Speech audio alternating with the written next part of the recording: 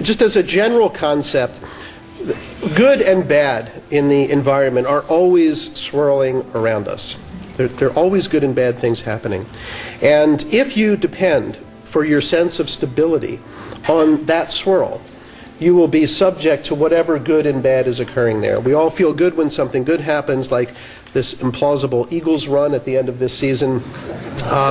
And what's happening in the economy can make you feel worried and upset. And in the newspapers and the headlines and online, if you read your news online, you see all the time people reacting to opening up their retirement account statements and other news and feeling bad about that.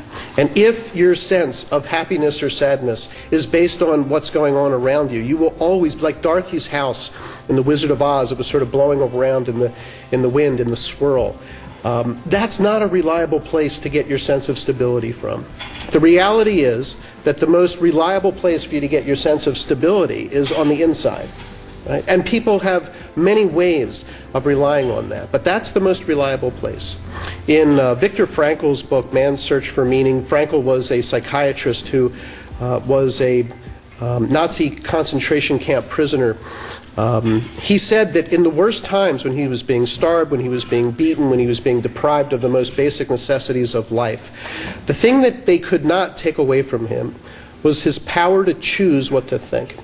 So if you imagine a man in that kind of scenario where everything was taken away, where he had nothing left, the one thing that he felt that he did have was this power to choose what to think. And everybody in this room has that.